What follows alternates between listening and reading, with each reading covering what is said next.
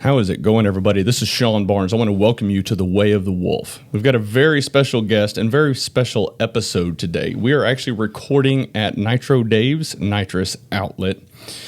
Dave, I've known for about 20 years or so. Met him back whenever I was in college. I was probably one of his first employees, or maybe the second, something like that, if I remember correctly. I didn't work for money. I worked for parts while I was here.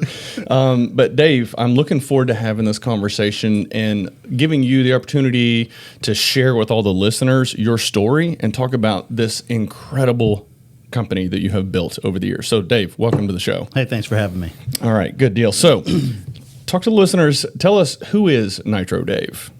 My real name is David Vasser. A lot of people know me as Nitro Dave, which is my nickname. It came about with like I said, probably it was over 20 years ago. Mm-hmm. In 2001, started hustling parts, filling bottles, selling race gas out of a enclosed trailer. And then we got our first shopping center building, and it just kept growing from there. But it turned in from hustling parts, reselling parts, to working on cars, working on hot rods, and that's when you came in. And we had moved into our first or second facility that had full technicians and part I sales. think it was the second shop because it was right a block from here, right? With Autotech. Yep, that was actually our third move. But that was the second facility that we actually worked on hot rods. The company's name was Nitro Dave's Performance. And I don't remember exactly how that came about, but it was catchy and it stuck. And so over the years, everybody's just known me as Nitro Dave. Yeah. Okay. All right. So the business back then versus what it is today. I think you've expressed to me you've made some acquisitions over the years. You've added additional product lines and kind of sub companies and entities. Can you share a little bit about what the company structure looks like overall in the different areas that you focus on? Yeah, originally whenever I started, I had no clue what I was going to do. I felt like I was taken advantage of where I did work and underappreciated, and I felt like I was running in place. I'm not the grade dropout, so I didn't have a whole lot of options as far as education taking me anywhere. And I felt like my future, the only way I was going to have a future is if I worked for myself. So I started the speed shop, hustling parts. Unfortunately, I was a terrible businessman back then, and really had no concept. Being street smart, I understood that if I bought something for $3, I had to sell it for $6. But then the catch-22 was whenever it came time for me to hire employees, I knew I had to take care of them. That was where I wanted to make a difference. And back then, there's a sweet spot between taking care of your employees and sinking yourself financially. And I paid the technicians 60% of the install ticket in the back. So come Wednesday, they already made a nice check, and I was still trying to stay on schedule. I started a nitrous outlet out of the building that Nitro Dave's Performance was in. And originally we were just manufacturing parts that didn't exist to pair up with other companies' products. So like the EFI plates, dedicated fuel systems, switch panels, none of that stuff in the nitrous industry existed. So we built those key components and we'd pair it up with another manufacturer's products. There became a crossroad to where financially I couldn't carry both. And I was in my early 20s. And I was frustrated, and I'd given up. I was going through a divorce. So I took sold the install shop to our head technician with all the lifts, all the tools. We left the chassis down on the floor for him to use. I sold it for $9,000. I was just done. And so I sold the hot rod parts and all that stuff to a company that was opening up in Oklahoma. And he came down and took it out. It was a one-day decision. I walked in the next day. David Clark was one of my best friends. He was our head technician. At the time, we had 4 technicians in the back. And I said, hey, do you want to buy this place? And he thought I was joking. And I said, I'll sell it to you for $9,000. He went to the bank, got $9,000. And wow. I was off. Here came Nitrous Outlet full time. The business dynamics between myself and what is now our competition was changing. I could see the writing on the wall, and I didn't like the way they were doing business. And I realized that my company was going to be its well-being was controlled by their well-being. And so I decided at the time I only had one employee.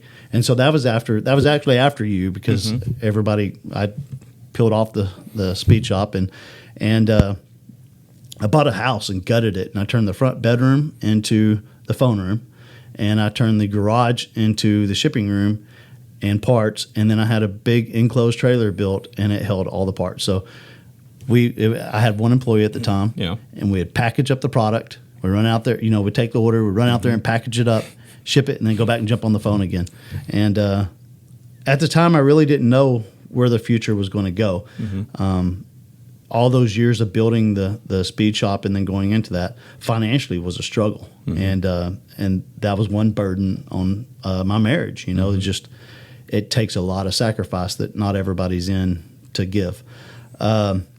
The nitrous outlet kind of took off. We worked niches. We built a high-end product, and we built it for certain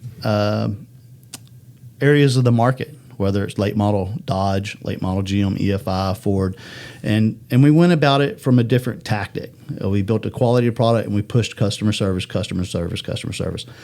And what I came to realize over time is, in everybody's mind, their product is the best. And so from the consumer side of it, you're not as well knowledgeable in how a solenoid works, what's the key components to make it great, what the discharge pattern of the plate. To you, a nitrous plate's a nitrous plate, a solenoid's a solenoid. And so the technical aspect of teaching fell on the burden of us. But also we came to realize that, okay, well, the nitrous company down the road is saying theirs is just as good too. So we have to out-customer service them. We have to have a better technical background than they do. So we got to build a quality product, and we got to customer service it to death. And that was an area that the industry was suffering at. And we took, back then I would travel and tune race cars and work on stuff, and that really helped us with the product designs, because before, all the nitrous companies were just copying one another. They weren't designing anything new, and the industry had went stagnant. And so we would tune a car and see, man, this really kind of sucks. We're having to tune around this issue. So we just designed a product that didn't have that issue. And that's just word of mouth throughout that time, because, we didn't have any money. It was just it was just me, but what time frame did that occur in? So you started back in around 2000, right? Something like that. So whenever you got to a point, you were running the business out of your house, and then you started expanding a little bit, and then going and tuning these race cars. At what year was that roughly? Oh, man. That was probably 10 years ago. Okay. That was really the defining moment that Nitrous Outlet was starting to build its own entity. Okay. So it took you about 10 years to get to that point. Correct. Okay. And I look back, and a lot of that was just being a bad businessman, not being educated, in a sense of, and not having someone to go to ask that type of information. Mm-hmm. Even back then, while it was the forum days, the internet still wasn't as broad as it is now to get to. I tell our kids, I tell my nephew and my son, I'm like, look, you have one thing that we didn't have as a kid. You have Google. Mm-hmm. You can look and see what jobs pay, how long you got to go to school, where you got to live, and you can pick an arrangement of different things, mm-hmm. and say, well, that's what I want to do, and it pays good, and I can still live here, or I got to move here. We didn't have that advantage, so I think that's a great tool that young adults have now that really needs to be utilized. Mm-hmm. It got to a point where the company started taking off, and every time I left to go work on a race car, it killed us. It put us so far behind, and then are you saying that because the operations would kind of stop without you being here? It wasn't that it would stop. It was we were going through those growing pains, and where everything would suffer whenever I left. It was like I turned my back on it, even though I wasn't. Yeah. It still needed me here. The company couldn't run without me. Mm-hmm. We grew at that point in time is whenever it really cooked off. And it was 2 or 3 years in a row we grew at 68%. Ooh. And people think that's awesome, but it's not, because you have a building of you can't build it fast enough. You can't hire fast enough. You can't train fast enough.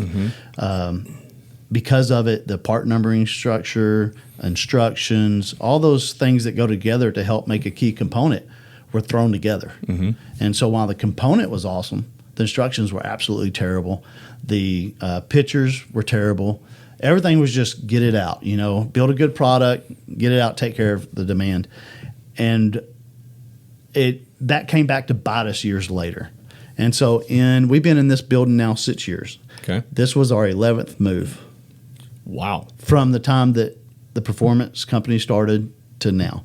And we have 32 employees now. Okay. Back then we were probably at 6, 7.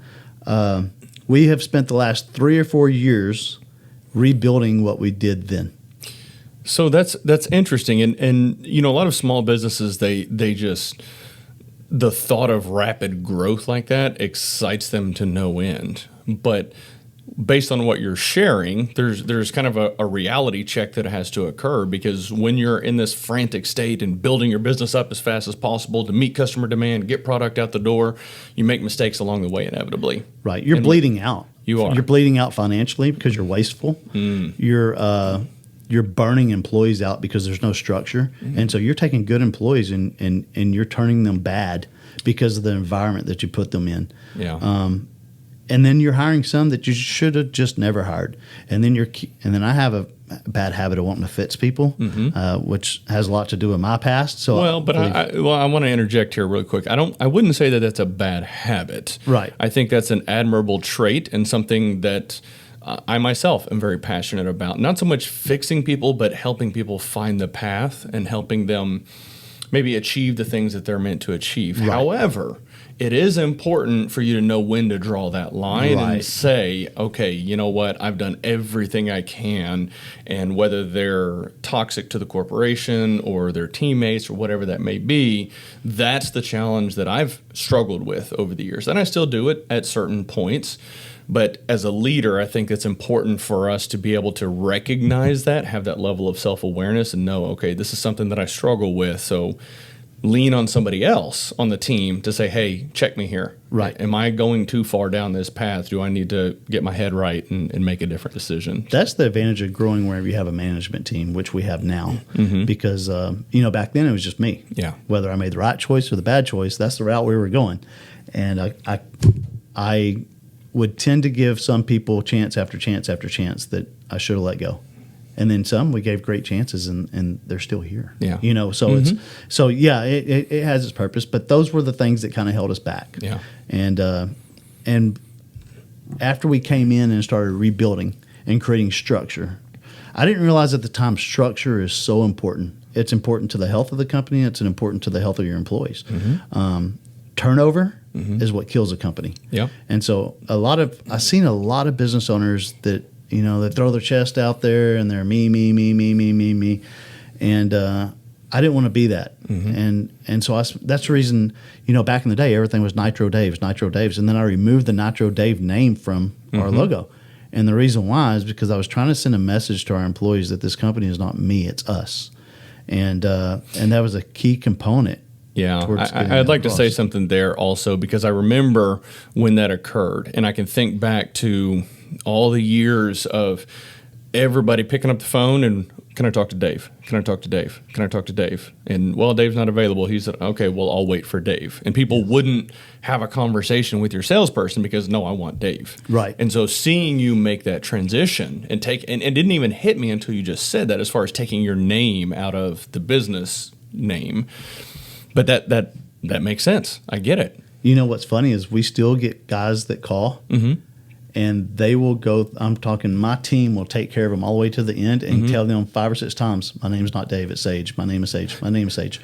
And then they'll be like, "All right, Dave, thank you," and they hang up, and they just go, "Oh, whatever." so people all the time are like, "Yeah, I talked to you," and I'm like, "Yeah, you didn't talk to me." But you know what that means is that I built a badass team, and that they are able to put off the same amount of customer service that I was doing that it's like I was there. Yep. So if I was actually everywhere people think I am, I'd be like a superhero or something. so it's really the message that we tried to send to the team was very important. And now I really pride myself in how many employees we have that have been here for 10 years. I can't even tell you how many people have been here 5 years plus. Yeah. Turnover is a business killer because you spend all that time training them and then they leave. Yeah. But the reality of it is, whenever you're building a company, you can't afford the best pay, the best benefits, and all that stuff in the beginning. So the employee, in a lot of cases, the company is a stepping stone for your employee because your employee is building their future, and you have to be supportive if they are able to leave and go do something better. And you got to tell them, go for it. Yeah. And then at the same time, some employees are a stepping stone for the company. And so as long as it took me a long time to realize that offset. And once I did, I came to realize, okay, well now we give our employees free health, free dental, free vision, 401k match, paid vacation, paid holidays. I mean, so we've accomplished a lot. And once that started happening and you're paying a quality paycheck with quality benefits, you get a quality employee in return because you're able to raise your expectations. Yeah. But if you're paying crap and you're not doing it well, those good employees can find somewhere else that'll treat them good. That's right. And that's exactly what will happen. Well, especially, so one thing that I'm keenly aware of and have been watching in the past few months is this term, the Great Resignation. We're seeing so many people quitting their jobs, millions and millions a month are just quitting their jobs. And then big employers are throwing their hands up. I can't figure out why I can't hold on to people. So my question to you is, in recent months with the Great Resignation, as we're coming out of this pandemic, have you struggled with turnover recently? No, we've lost one employee, and it was because he was just young. He's actually a friend of mine. Yeah. And he just didn't want to come to work. Well, I think that's a testament to what you and your team have built here. And when you take the time to offer those types of benefits and you build a company culture like what you've built here and what I've witnessed myself, and one of the things that struck me as you were kind of walking me around earlier, your crew was unloading from PRI, which we're going to talk about here in a moment, but you jumped on a forklift and started moving stuff yourself. You were unboxing things and moving things yourself. So you don't have this fear of rolling up your sleeves and doing what needs to be done. And that sends a very powerful message to your employees. I think that's phenomenal. Well, you have to trust your employees to get stuff done, but also they really respect you whenever there's something to do and you're willing to get in there and throw down beside them. Yep. I'm a little unique because I hate sitting behind the desk. Like I've been working on spreadsheets for the last month and I hate it. And that's not not where I enjoy to be. The company, my role in the company has changed. I like to go out there and work on stuff. That's what I like to do. I like to design. Well, now the company is demanding me somewhere else, and we've hit this milestone. I have a management team in process. I have a second in command in process, which is Jacob, and Jacob runs all operations here. Yeah. He's also my financial brain because I'm terrible at it. So he keeps me in line. He tells me, his job is to tell me no. Yeah. And that was a great turning point for us financially. The difference is now, I like days like today. You happen to show up while we're unloading a trailer. Well, this morning I was working on a spreadsheet, and I got up and went out there and started unloading the trailer because I was just tired of staring at it. I like to go out there and work on things. Yeah. Mentally, that relieves me. The computer stuff, I will go home more tired at the end of the day from a mental standpoint than if I was out there slinging freight all day. That's what wears me out. So here's where we're at now. So R&D. The company went stagnant for a while on new products because we were just redesigning, rewriting instructions, redoing all this. And we were creating that structure within R&D. We went from 5 employees in R&D to 2, and they're awesome. And that's all we need. That's just how... Okay, so you increased the efficiencies and the effectiveness of the people in R&D, Correct. So you didn't need as many? Exactly. Okay. So we went from no structure to everybody just kind of going every which direction to now there's actually 3 of us because I count. And so Cliff does all of our products. So we'll bring a car in, right? It's me. I can't say it's just 3 of us because I have guys from other departments like Roger that does all the wiring will come in there, and DH which does all the welding and fab, and the machinists come in there and help. So there's a lot more in R&D than just 2 main, but there's 3 of us main guys. So we'll bring a car in, we'll decide what we want to design or a product, whatever we're going to do, and we'll start with prototypes. Well, whenever it's all said and done, after we've built it, fit it, tested it, flowed it, then you got to write instructions. Instructions is where we had a really hard time because I'm very particular in how I want it laid out. I'm the worst speller in the world, and I'm very illiterate. But I know what, because I have attention deficit so bad, I can get into middle, and if my mind goes like that, 60% of the car guys out there are going to be like that. So we really had to create that structure. So my role has changed to where now I'm doing more product design, proofreading instructions, and then I have a marketing department that, like Aaron, our new video guy, he's freaking awesome. Tons of talent, right? Yep. But he's not a nitrous guy. He doesn't know our product. So I'm having to type up everything that's going into the videos. Yeah. Now he's catching on, and now he's starting now. So what happens is I'm a director at this point, and I'm like, okay, this is the way I want it done. This is the science of what appeals to our customers, and this is what has worked for us for 20 years. And so now these guys are realizing, okay, well, this is the way David wants it done, and now they're able to run with it. And I just have to link stuff together. Yeah. And so the other side now is we're getting ready to release 3 more companies. Well, I realized with Nitrous Outlet, whenever I started the part numbering program there, I had no clue what I was doing. Yeah. And it became a monster later on, and we had to redefine. So now we're actually building the entire product line on computer before we even move forward with machining or any of that stuff. And so that's being the role that's happening, and the descriptions and what they are, and all that stuff has to be structured before you can move forward. So right before PRI, we were going to release Flow Supply, which is a fitting and hose company. And I mean, everybody goes, why? Because there's like 10,000 fitting and hose companies out there. Well, the difference is we already make a bunch of custom fittings and hoses for our nitrous systems. So it just opens up the market with some people think, well, I don't buy nitrous. I don't run nitrous. Okay, but they still build cars, still need fittings and hoses. So now we're able to take our entire wholesale program and open them up to this other avenue, which gives us more bottom line, more cash flow. Yeah. And because our nitrous outlet product line is so labor intensive, putting a fitting in a bag is not labor intensive. So it's like that's quick, easy profit. Yeah. So that's one of the companies we're adding. And then Meth Heads, which is our meth injection company, is again solenoids, hoses, fittings. So elaborate a little bit on when you say meth, we're not talking about the stuff that rots your teeth and the drug. So elaborate on that for the listeners that aren't. So, we were really torn on the company name because whenever you think meth heads, you think some crackhead, right? And so we've had a lot of joking around about that. And before we registered the name, we considered other stuff. But meth heads grabs you. Yeah, it does. You know what I mean? And so it's something that you're going to remember. Now it's our marketing department's job to take it into a positive aspect. So when we're talking about meth heads, we're talking about meth injection. You're obsessed with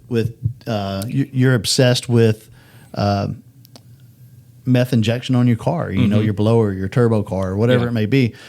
You're obsessed with that power adder or that aspect of the accessory. Yeah. So we've been working on right now. What we're working on is the logo and the character, which we're kind of go for like a mad scientist type look. That's cool. And so it's our marketing department's job to make it positive instead of some crackhead. Yeah. And now, whenever you walk by a car and it says meth heads on it, you're going to giggle and you're going to remember that. So from a name standpoint, it's going to stick. Yep. And so all these companies already deal with stuff we already do in the house, in-house. It's going to expand and it's going to keep growing. Yeah. But like 860 Performance, we purchased that company like 15 years ago from a friend of mine, Vinny.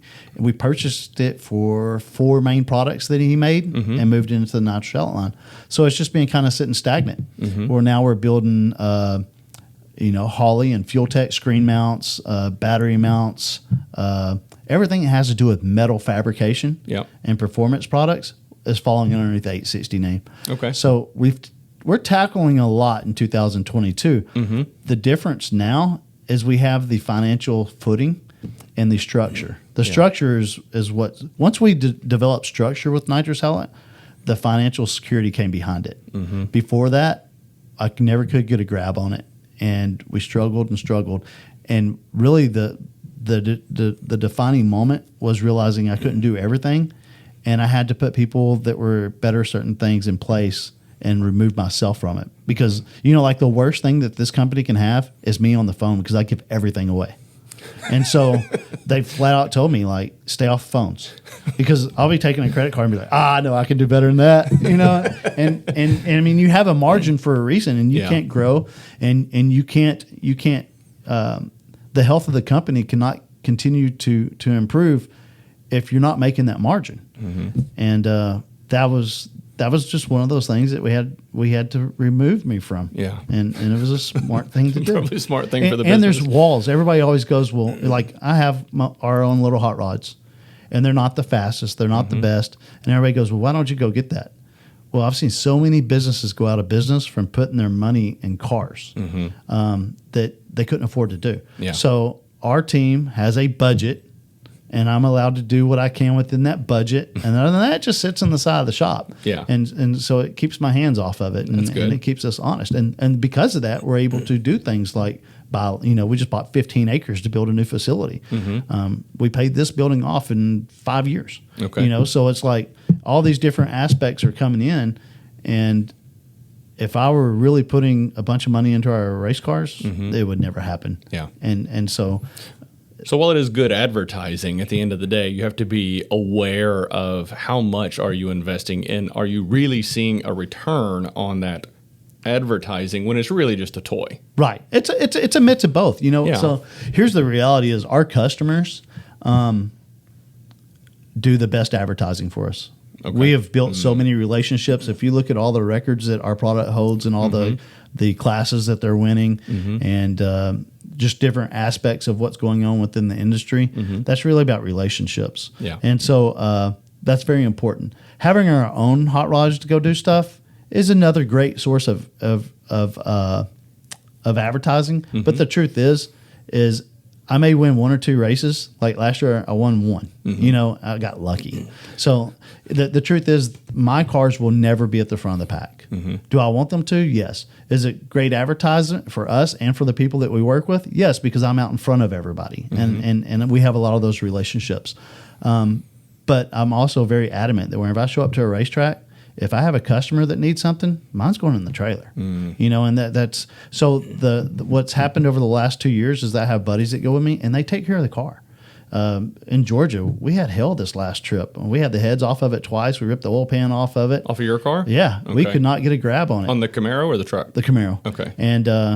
And Mike and Roger were like, just get away from us. And Ricky, they were like, just you go do what you got to do. We'll get the car ready. And then I turn around and tear it up again. So it was a rough week, and we didn't even qualify. Okay. Well, that's racing. Yeah. Quite frankly. We came from Kentucky with going to the quarterfinals with a car that was working great.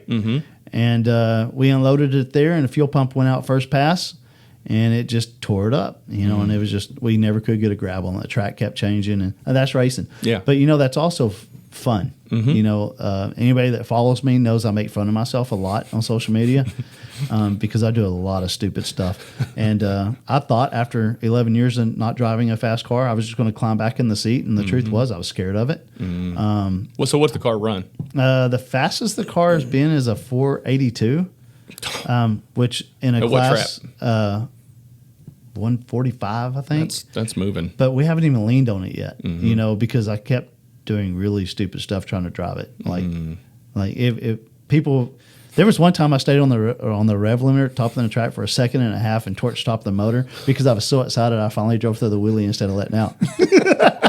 And so, getting data to keep pushing the car was pretty rough.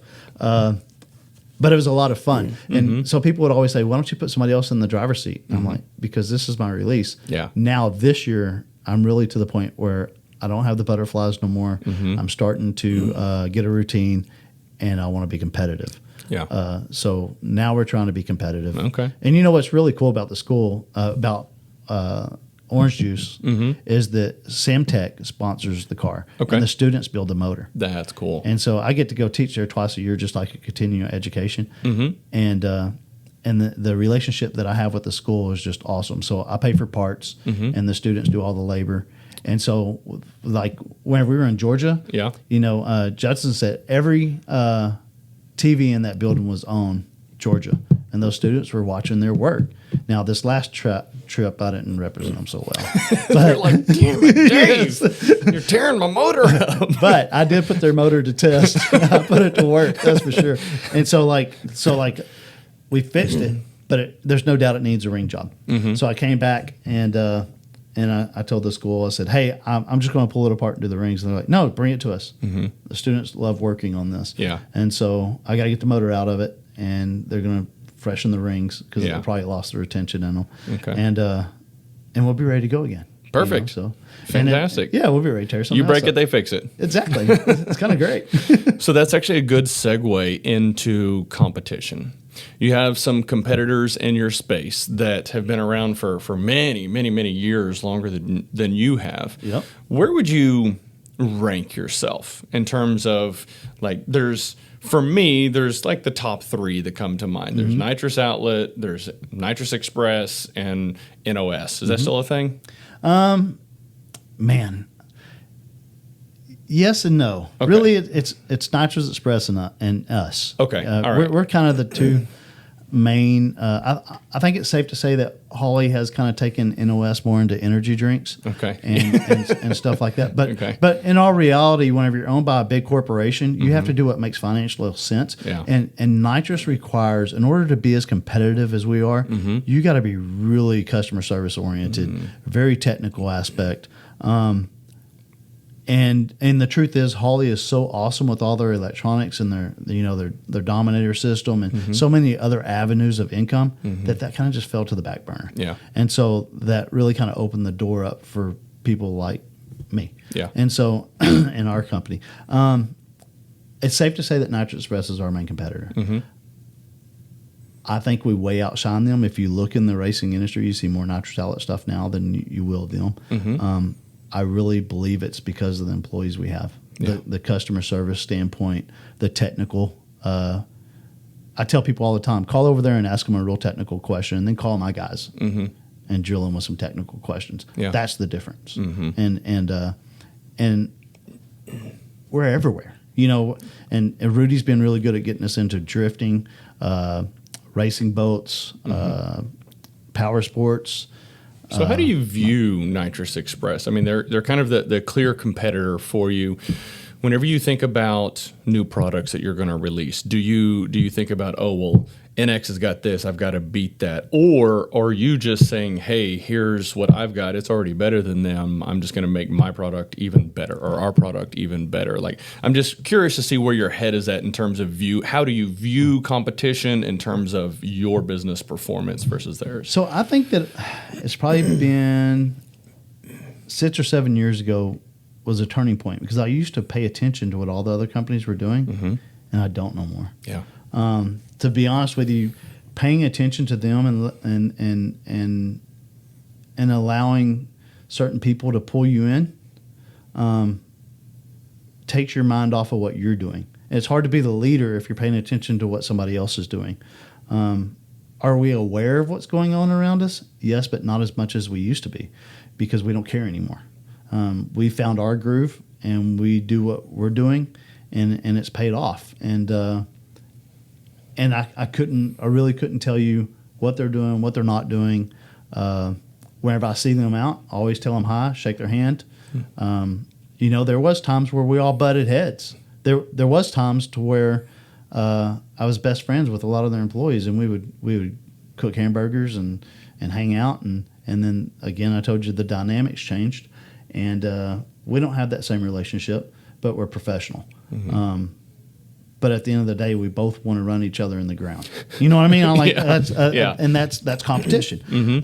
Competition is great, because what it does for the end user is it makes the companies keep being innovative if they want to be on top. And I think that the reason why we've done so well in the past is because people would challenge me and they would make me mad. And where they made me mad, it inspired me. It didn't. It did nothing more but fuel me up. Yep. I haven't had anybody mess with me in a long time, so I haven't had that same fire of I'm going to, do this or do that. But now we're just kind of like, we don't worry about what the competition is doing anymore. We just kind of do our own thing, and it just keeps. it's like. So I tell everybody this: if I have somebody on my Facebook page that is always complaining or always negative, I remove them. And it's nothing against them, but whenever I get up in the mornings, even though you're not supposed to do this, I drive and read Facebook. That's your mindset for the morning. Yep. If you're seeing all this negative stuff, it sucks you in, and it puts you in a negative mindset for the day. Part of being successful is mindset, and so I remove that for myself. And if I start seeing something negative, because in the past I've gotten into battles with people on the social media, and man, I used to throw it down just like everybody else. But at the end of the day, it took you away from, you spent a whole day dealing with that instead of dealing with this over here that you should have been dealing with. And at the same time, the guy that's reading that on the other side, you might think you're right, but he might think you're both jackasses. So it's like, it's not doing your company any good either way. So I've removed myself from all that. So when was that turning point for you where you decided, hey, I'm not going to engage in these internet battles anymore? Well, the other companies kind of quit, and then there was another company that him and I would kind of punch at each other here and there. And I guess I still have like that short man complex from school. So if somebody punches me, I got to punch them harder.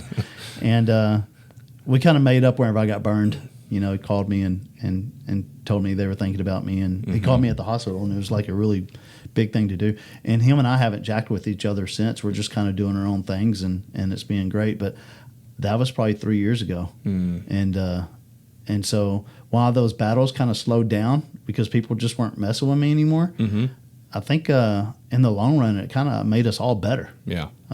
Because we were all competing over that same little ground, and now we've kind of got our own little niche, and we're just doing our own thing, and I assume we're all doing well. And so that's even better. That's better for all of us, because if they're busy reading what I said for the day and trying to defend that, and I'm busy reading what they said for the day and trying to defend that, no one's winning. Yeah, it's a lot of wasted energy. Yes, and it's a negative mindset. And so I've just I've removed myself from any of that negativity. Even like if I get unhappy with somebody about something, they don't even know. Like I'll still shake their hand and tell them hi. Yeah. And Lisa asks me all the time. She's like, "That guy screwed you over. How'd you just shake his hand and ask him how he's doing?" And I was like, "Because it's harder to be ugly. It takes more energy to be ugly than it does to be nice." Yeah. So now inside I'm not thinking, screw that guy, probably. But how old are you now? 45. You had to think about it for too long. Wait a second, hold on. So it's actually kind of funny, because whenever I'm interfacing with certain people in business and just in life, there are times when I'll have a conversation with somebody that maybe my peer or someone that works with me knows, like, I have an absolute disdain for that person, yet I'll have a cordial, polite conversation, get what I need out of the conversation, and then move on. And afterwards they'll come back, how in the hell did you have that conversation like that? Because you hate that person. I realize that. At the same time, there is something at that moment that I needed from him, or we needed from that person, he or she or whoever it may be. And so there's really no point in coming to the conversation trying to beat them down, even though I could obliterate them to a pulp. There's no value in that, because ultimately we're all trying to be better. And for me, that was probably my mid-30s or so that I had that turning point. Yeah. And mid to late 30s, whenever I started to realize it's just not worth it. And hate's such a strong word. It is. It's kind of like very, very few. Very few times I use that. There's a fine line between disliking and hating. So disliking takes away energy. Hating someone drains energy. It does. Yeah. So it's easier to move them from the hate to the dislike category and be cordial. Yeah. And just, at the end of the day, you're not going home to eat dinner with those guys and watch TV. You know what I mean? So it's kind of one of those things where I realized it was a losing battle. And internally, I was conflicted because I had so much, I would let things weigh on me so much. I couldn't sleep at night. It kept me from being productive. So not only did it mentally handicap me, it also handicapped the company, because I was concentrating on things I shouldn't be concentrating on. Yeah. I honestly can't think of anybody at this point that could just come in and demolish me as far as mindset, because I'm just kind of like, Maybe it's the medication I take. I'm a whole lot of, I was going to say age, but it could be that. No, it's probably Lisa always goes, I always hear these stories about you being like a hothead and just losing it. And I just don't see that guy. And I'm like, I just don't get that way anymore. But I mean, you knew me back then. Yeah. I would just like that. Oh, I know. I'm not so much a light switch no more. Yeah. And I don't know if that was age or if it was my happy pill. But either which way, I'm happier now That's than I good. was. So, as we're having this conversation, it's one surprising, not surprising, that's probably not the right word. It's encouraging to see what you and your team have built over the years. And because for me, while you and I have stayed in touch over the past 20 years, I know Nitro Dave from 2000 or 2001 and the guy that would like flip like a switch, and seeing you now, it's just such a stark contrast. And it does not surprise me now to see what you and your team have built over the years, because you are a different Dave than you were 20 years ago. Absolutely. Which is just, what do you think contributed most to that? Experience. Okay. Experience. Becoming more mature. Definitely becoming more open-minded. That's one advantage I gained, because I was a small hometown Riesel high school and Robinson, and our industry really made me more worldly. So I've met a lot of different types of people, a lot of different types of thinking, and I think that it made me a better person because I'm more open-minded. And the relationships that I've built in this industry are just, they're awesome. The amount of people I know and the friends that I've made and the relationships that we've made, and I think that's probably probably one of the greatest things that I've taken out of this. Like now I have financially stability, but to be honest with you, that didn't come to about 5 years ago. So it took 15 years to get there. I'm still not filthy rich. To be honest with you, I still don't have a savings account. So it's like I invest everything. Yeah. So you pour everything back into the business here, and we built. I finally bought. 3 years ago, Lisa and I bought a really nice house. Okay. And it had a guest house on it, and we reformed it and turned it into a short-term rental. Oh. And so we're kind of playing around with I'm trying to learn right now short-term rentals. I'm really wanting to learn real estate. The other day I got it in my head that I wanted to build a burnout and donut vehicle for like Cletus and Cars because that looked really cool. And so I spent like a week shopping on Marketplace for like the biggest piece of junk. I wanted something that was really ugly and but unique. Yeah. And then a friend of mine, Mike, called me and he goes, "What are you doing?" And I was like, "Dude, I'm going to do this." And he goes, "Every car you have don't run right now, and you don't have time for them. Why do you want to add another one?" I'm like, "Oh, you got a point." Yeah. So he taught me off the ledge. But that's how I'm programmed. I just jump into stuff, and that's the reason we have Jacob in play, because Jacob's job is to be like, whoa, slow your roll here. He's a killer. Right? So, that's I'm still that way. And I hear people talk about retiring. I couldn't imagine. Now, a year ago I got burned really bad, and I was in the hospital for 9 days, and then I was out of work for like a month and a half. And I came to realize that the structure we have been working so hard to build kept the company running, and the team really had to step to the plate. Yeah, because I'll be honest with you, like I couldn't do nothing. Yeah, and I couldn't even think. And so it was like, if it would have been 10 years ago, this place would have sank. And so after that, though, I spent a lot of time. I sat down with the lawyers, and what I came to realize is if I would have died that day, everything I had worked to build, and these guys that have been here for 5-10 years, they would have been screwed. So here they are investing their future and me making the right choices. And I almost died just doing a brush fire. So it's like I do a lot of really stupid stuff, and I wasn't even drinking beer. So it was like, it just happened. And so we set up structure where this company keeps running. My family is okay. Chain of commands is done. Like literally something could happen to me tomorrow and everybody will be okay. I came to realize that you're not guaranteed a tomorrow. And I think a lot of very successful businessmen that are kind of like in that small business side, they take for granted that, well, I still got a little bit of time to take care of that. And I mean, you could pull out, leaving here and get smacked by a car. Mm-hmm. And especially if you have children or a wife, the mess that you're going to leave them, you don't realize it at the time. But that was a wake-up call for me. And I'm like, okay, look, the company's running strong, and it's doing great. But it's got to be able to keep going. And so we put all those things into play, and we put it into play so that the kids are well taken care of. And now if something happens to me, we'll be okay. Yeah, so that's good. But that was. I think that's an important thing that people that do work for themselves should realize, that while they're creating their legacy and they're building this future for themselves and their family is dependent on them. And so if they don't put something into play, they're really going to cripple their family, because there's no retirement, there's nothing there. It's all over like that. Yeah. So that was a wake up call for me, and that was what we put into play last year. Yeah.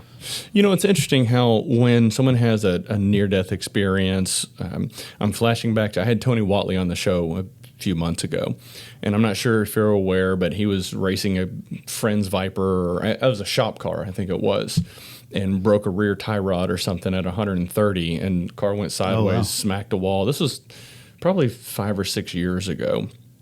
And he walked away with a sense of peace. He wasn't really injured, a few minor bumps and bruises. Got lucky, quite frankly.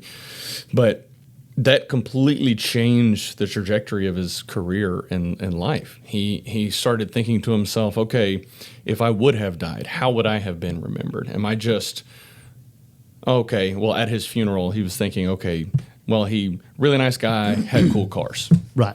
And he started thinking, that's not what I want to be known for. I want to be known for more. And so he started investing in learning how to coach and be a public speaker and try to help people out. And so it completely shifted his perspective. So having those near-death experiences, I think it sounds like it had a similar effect or impact on you, because you've made changes so that your family's better taken care of. Your business and legacy can continue going on.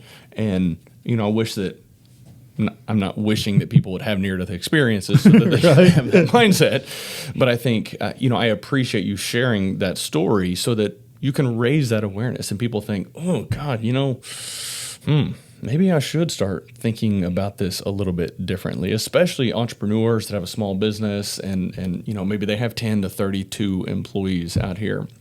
I think that's an important message. I appreciate you sharing that. Well, the other side of that is enjoying life a little bit, because I work so much, and I realized at that point that, the kids is me work. Whenever I come home, I work. Whenever I'm here, I work.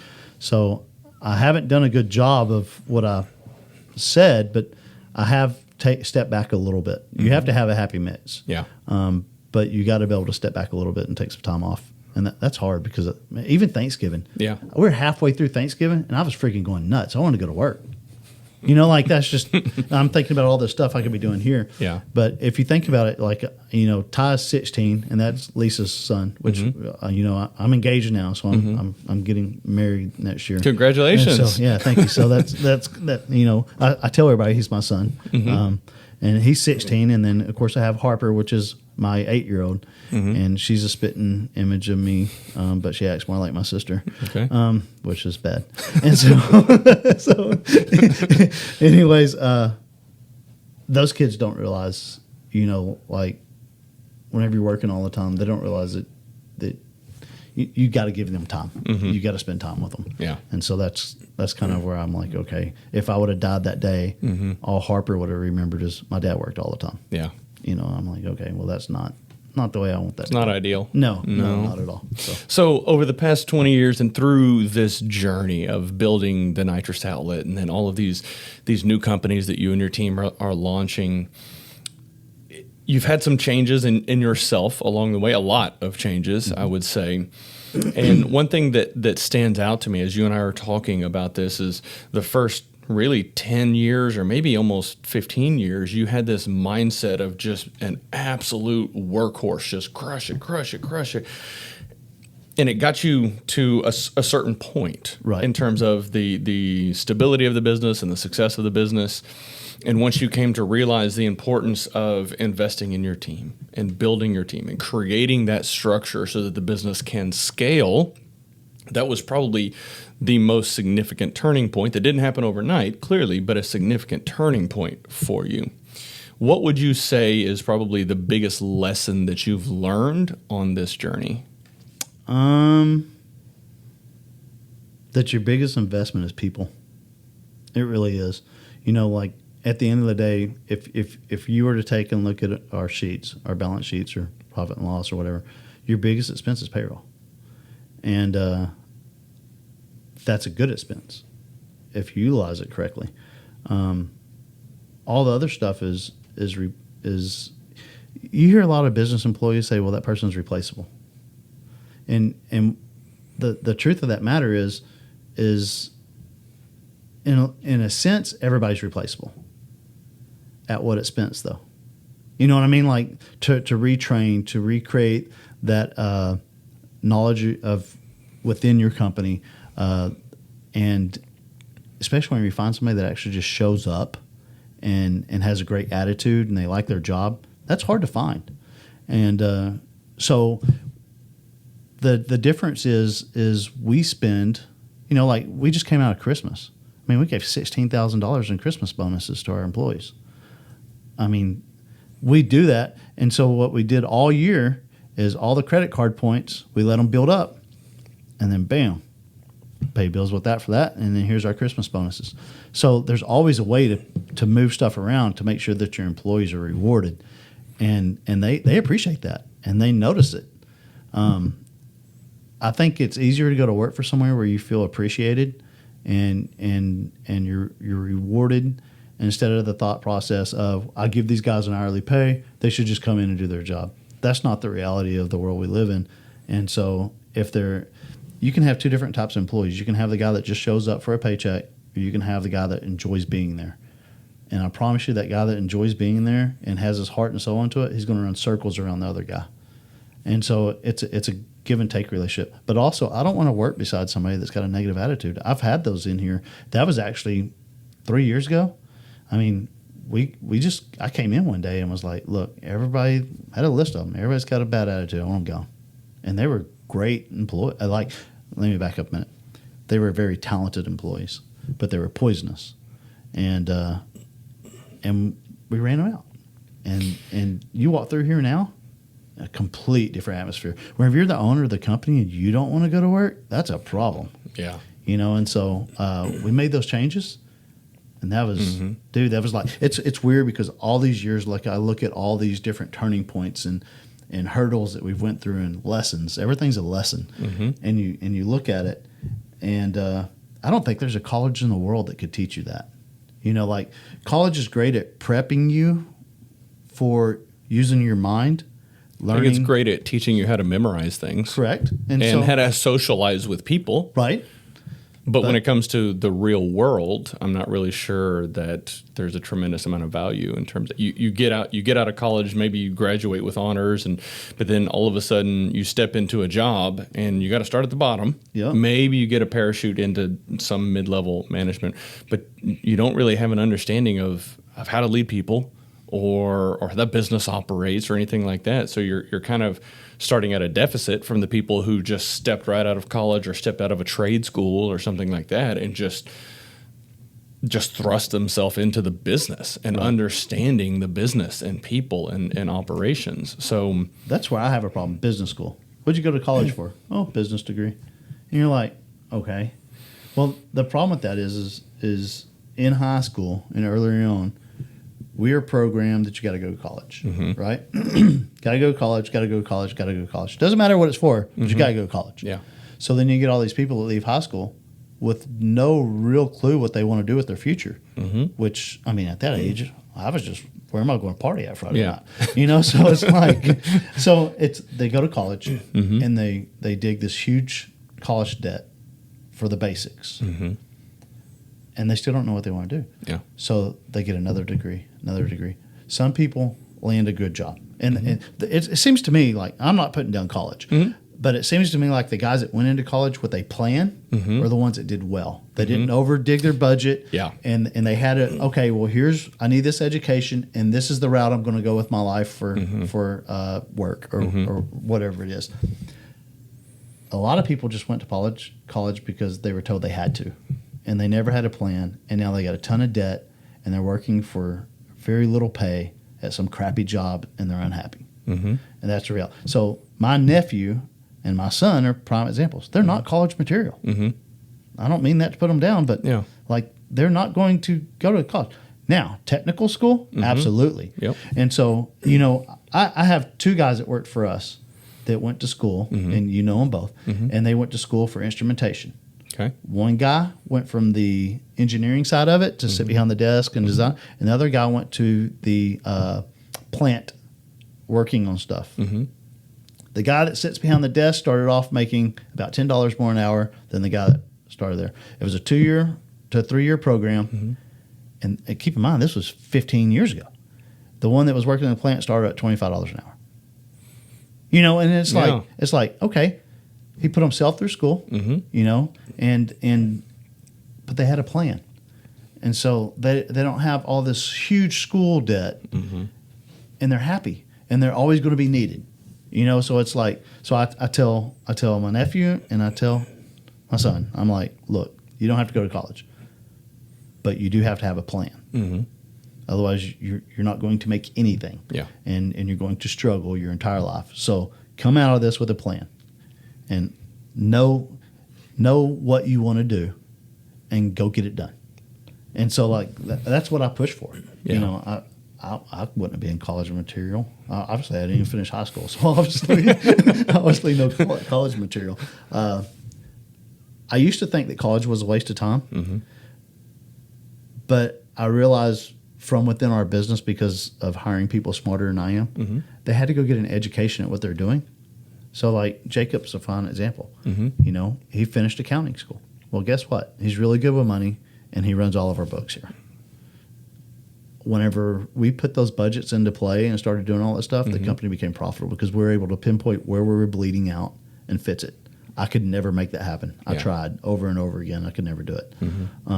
So that was a key moment for us. So education is important. It's important to have a plan. Yeah.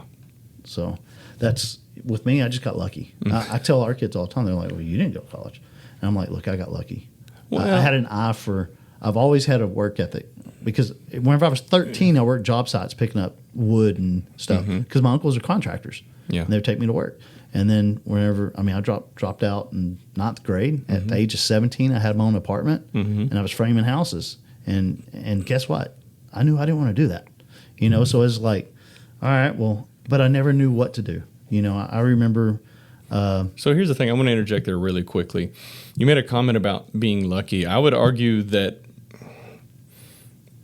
you weren't so lucky, that you had to work your ass off for everything that you did. And when you say lucky, I assume you're using it kind of in the context of, yes, you're a business owner and successful now, but that wasn't luck. That was work. Right. Hard it was work, years and but years. It takes so I'm going to say it's 90% hard work and dedication, 10% luck. Okay. Because a lot of people are 10% opportunity, where hard work and dedication paid meet off. Opportunity. So I'm considering payoff is luck. Okay. All right.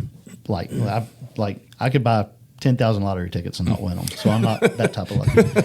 But there has to be a little bit of, I'll back up. I hate to throw religion in something, but to this day, I still say my prayers every night. There's a lot of times I cried myself to sleep, like, oh my God, what am I going to do? So however you look at that aspect, I'm a Christian and that's the route I go. Yeah. I think back and I think, okay, everything I did, there could have been hurdles that took me another route where it didn't pay off. So that's why I throw in, okay, a little bit of it's luck. I'm going to say 90%. No, let's back up. Let's say 60% hard work. Okay. A little bit of large portion of it prayer. Okay. And then maybe 5% luck. Okay. There we go. All right. I'm good with that. That'll work. So it's kind of like, you kind of look at it and you're thinking, all right, well, but I can't help but to think that there's been a lot of business guys that I've met over the years that were dedicated and worked hard, and they just made some wrong choices. So at the end of the day, it's really about choices. Like if you really think about it, it's about choices. It is. The choice of how many hours you're going to work, how you're going to live. I mean, you know, it was kind of like you have to live within your means. Just because you want to go on a vacation don't mean you can. So it's a lot of sacrifice. Yeah. And I don't think everybody has that in them. And to be honest with you, there was a lot of times I almost threw in the towel. And then I was like, man, but I'll never know. So is that what kept you going? Yeah. I think I was too stupid to stop. You know, I think about it, and it was never an option. I mean, there was a couple of times where I was like, I was always from the very get-go 100% in. And I've always said, I'll either die broke or we'll be established. One of the two. It's all in. And as long as we keep making the right decisions, you know, at this point, the difference is now is it's a lot harder to turn the ship. You know, I think about all these big corporations and you look at these big drifts they have and you think, God, that was stupid. Why don't you just next day say, let's not do that? Well, it's not that easy. Yeah. And so the bigger you get, the harder it is to turn the ship. And so I realize now that a lot of it's planning and forecasting and budgets. And it used to not be that way. It was like, I can't afford to do that, or I could, you know. Yeah. But I think that that now it's about, we built the company. Now it's about taking the income and keeping growing and building a retirement. I mean, at the end of the day, that's really, as of right now, I have assets. On paper, I'm doing pretty good. Yeah. If you look at my checking account, it's friggin' terrible.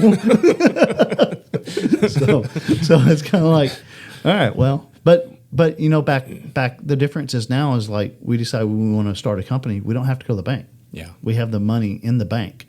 So Nitrous Salad is doing very well. David Vasser is a broke joke. Okay. All right. Let's see here. Okay, so before we start to wrap this up, is there anything else that you would like to share, lessons learned about your journey, anything like that? You know, just don't be afraid to go for it. If you're going to, this isn't one of those foot kind of in the water. This is jump in and go. The difference now, I tell people all the time. So like, you have people that work somewhere and they want to go out on their own.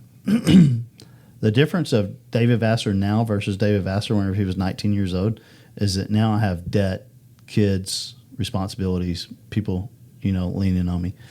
I could afford to be 100% in then.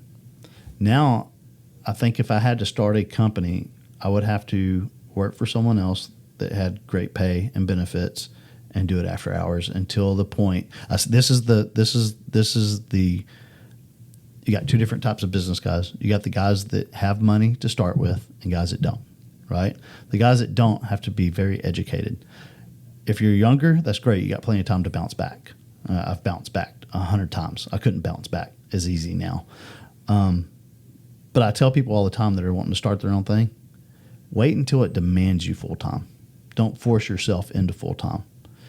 You got to have stability. Right? And the part that I neglected that I'm working on now is health. So you see there's two things you'll see with small business owners that are really 100% in: bad health and poor marriages.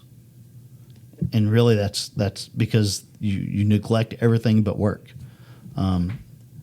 That's the things that I think I wish I would have been more in tune with. And I'm trying to now, you know, so it's kind of like, those are important. And so I tell all the guys that are starting out, because I always have guys that say, hey, I want to start my own business. Well, that's great, but be educated about it and be ready to work your ass off, because if you can't afford I think the only reason I made it is because I didn't have any money. Really, I had a lot of people offer me money once they seen the potential and what was going on, and I would never take it. I've never taken anybody else's money other than the bank. And the reason why is because if I screw up, I can look myself in the mirror and come to terms with it. But looking someone else after I've wasted their money in the eyes, I can't do that. Like conscience-wise, that would just eat me up. So I have never taken someone else's investment money. And I've met a lot of really wealthy people along the way that were more than willing to give it to us. Now, our company has changed. Now, used to we didn't have any money. Now we got money, and we just can't get things moving fast enough. So it's kind of like, it's a great offset. It's a different challenge now. But whenever you remove the financial stress, you're even more dangerous, because not because you're wasting money, but because that absorbs so much of your thought process every day of like moving myself from that. I'm able to be more creative now. Yeah. So I love it. Right. Well, Dave, thank you so much for your time. For all of you watching this on YouTube, please stick around. You're going to get a tour of the facility. Dave, thank you so much. Thanks this has for been coming. incredible. For all of you listening, that's all we got for the show today. Thank you so much, and y'all have a good one. All right, so what do we got here? So this is our showroom. This is our PRI display. And the rest of the year sits in here so that whenever people come in, we got something cool to look at, kind of feature our products, and just create a nice area for them to hang out in whenever they're picking up parts. So what do we got over here? So we designed this for PRI, but also to go on the road this year. So whenever we work track events, basically the carts have all of our product on it to display, not all of it, but products. It's an interactive display with a real Christmas tree. People can come in, sit in the carts, compete with one another. It's a great way of cross-merchandising with companies that we work with to showcase their products. And we wanted an easier way to display our product at the event. So that's why we made this. This will be on the road this year. And so it's a full working tree with reaction times and everything? Yeah, everything. So it's I think it's wired up right now. So the way it's done is it's on the trans brake buttons on the steering wheels.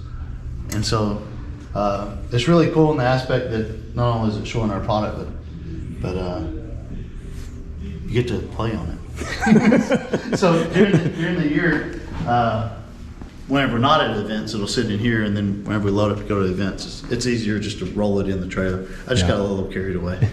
So just a little. yeah, it actually started because I wanted a Christmas tree because my reaction times really stuck at the track. Okay. And then I had to financially make sense of it, and so. Well, justification right there. Yeah. Marketing. At PRI, it was a hit. It really was. Was it? Yeah. So everybody really likes the fact that all the blocks have holes in them. I don't know if that says anything good for a nitrous company, but but it did.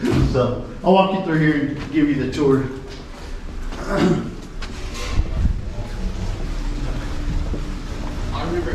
So to the right is our marketing department. Aaron does all the video and content. Mark is their manager, he's also a really awesome graphic designer. Robert does all the data control, website, coding, all that fun stuff. And Rudy's out sick today, but he does all of our social media and content. All right. This is Aaron's playroom, video room for technical videos and product videos. And then, as sad as it looks, this is our photo room. But you really don't. All you gotta really have is a good editing background and good lighting and good camera. And that's our product pictures. So the bad thing about this room is this building, everything's on top of each other. So like out here we have so if you look, this lights up and says recording, to keep them from slamming this door just when we're trying to video. Yeah. So this is sales tech. So this is Jacob second in command here. How's it going? Hey, How's it going? how's it going? This is Brandon sales tech manager. This is Nathan, sales tech. Vera is not here. Sage And- is out. Oh, Sage and Vera's out sick. So we No, got- she's not sick. Oh, no. Okay, so Vera's not here. Sage is out sick. But this is our sales tech team. All right. So Skeleton. I gotta look here at this wall. Your employees of the month. So we ran out of wall space, so now we box up the past ones. But Okay. so this one goes back to 2018, Okay. and every month, in order to be able to become I can't say the word eligible. Mhm. No, Eligible? Yeah, eligible. you have to have perfect attendance, right? So if you're on time and you're here, then you go on a list and your peers vote for you. So some say it's a popularity contest, but I would say it's about being a good employee and a good coworker. Yeah. And then so the winner gets a $100 gift certificate and an employee of the month parking, which is right at the front door. Yeah. So nice. So it looks like we've got April of 2020 was kind of rough. Yeah, March through what is it? March through July. COVID won Employee of the Month. So I just noticed that they put the names. Yeah. Kung Flu. The Rona. that was tough because all of our sales techs were working from home and our marketing team was spread out between these two rooms. Yeah. And then of course all the workstations had to be so far apart. Yeah. So we tried to comply the best we could. So this side of the building, yes sir, this is Lorenzo. Nice to meet you. How you How's it doing? going? So Yes, sir. Lorenzo is a product assembler. So like right now he's working off a tablet. He gets an order issued to him, and then he'll walk through and bar scan everything and pull the product. This side of the building is just miscellaneous stuff, solenoids, plates, stuff that doesn't make anything yet. And then whenever they get the order, they'll pull what they need and they come out here to the workstations and they build it out here in assembly. So over there we assemble bottles, over here we assemble hoses, and this is all product assembly here.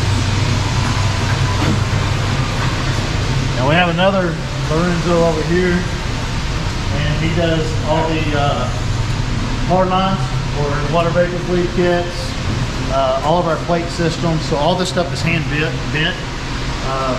He assembles our dedicated fuel systems. And then over here is our wiring department, which is Roger.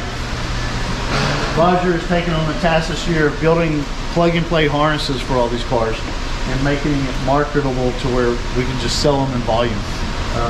So we'll get a car into R&D, he'll measure it out, he'll design the harness, he draws it, lays out the instructions for Cliff to do the final through equipment together. And then he designs the template boards, the wiring schematics, and, just basically everything. He runs that.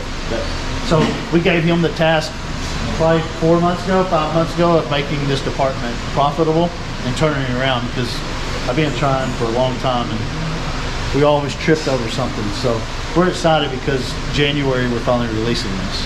So Good. right now we're just waiting on connectors. Like we've bought all the connectors we can find, and supplies are an issue right now. Yeah. Yeah. So,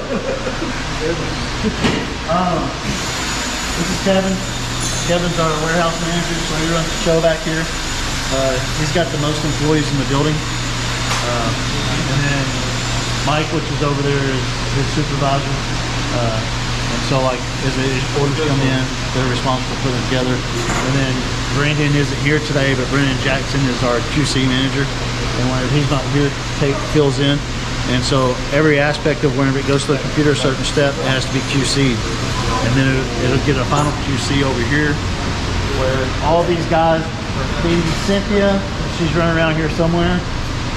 Cynthia's a tiger. Like, if you really think about this whole business is feeding one person. And she ships it all. And it's good. This is our receiving department. Out here, she does all of our purchasing and inventory control, but also she's the first QC check of the product coming in to make sure that it's made right. So what's with all these bottles? So we do a bottle trade-in program where to remove old bottles out of circulation, we bring them in and then we give a $100 credit or 125, something like that, go towards the purchase of a new bottle. So instead of them taking a loss or selling it to someone else, we give them a way out of it, and then we cut it up. So we used to scrap them all, but now we've been turning them into trash cans. Which I bought one. Yeah, and so the trash cans, I wish I would have thought about that a long time ago, because it's a great, it puts our we re-powder coat them, and we put new labels on them, and it puts our product out in front of people. These, we've been saving these long skinny ones because we don't have one in there. These are the templates. We're about to make toilet paper holders out of them. So the problem is it's so labor intensive because it's got to be done on the mill. So we'll end up having to set up both mills, and we've just been waiting. So this is fab. Everything we do in this building is manual fabrication. All of our CNC work is here in Waco, and it's strung between 2 different CNC shops here in Waco.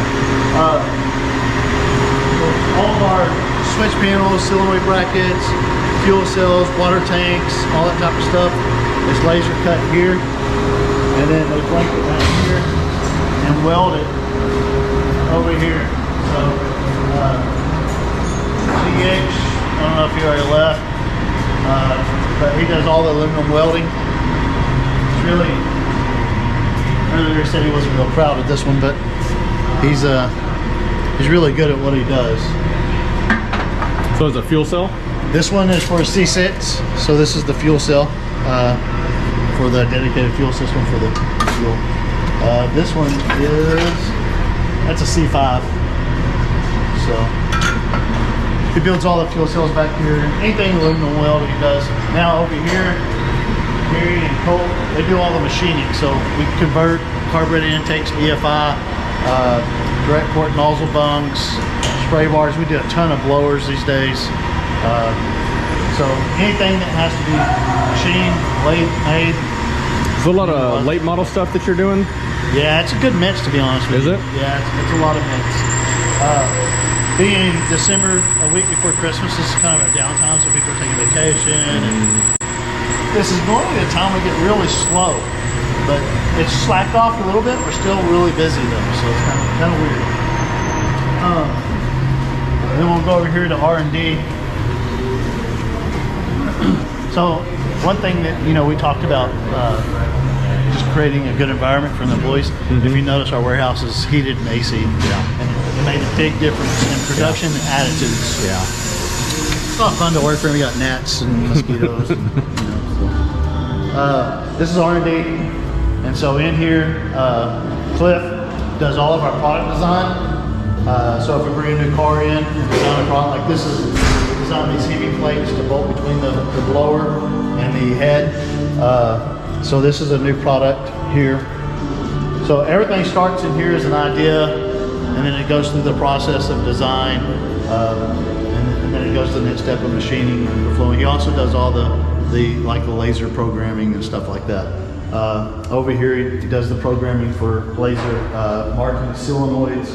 So solenoid switch panels, everything that is laser marked in the build is done right here on this machine. Brandon does all the intake plumbing. So he's the guy that does all the direct port plumbing. Anything that's hand bent other than the hard lines for the systems, and he can help do that too. Fun fact is, Lorenzo that does the hard line out there is his brother. So, and then flow bench services, whether it's design product or putting together tune-ups for racing applications. This flow bench has a dominator on it, and it's got flow meters and load cells, and so it's all done here. How long you been using that flow bench? Man, we built that flow bench probably, I bet 15 years ago. It's had a few different ECUs on it throughout time, and it's been reconfigured several different ways, but as technology keeps growing, it's changed and changed, but at the end of the day, we used to not do tune-ups. We only used it for product development. And then we got to where we will flow tune-ups for our customers. We don't flow other brands. But we do for ours, and it stays. Like it's that time of the year right now where new race rules have came out for all the classes.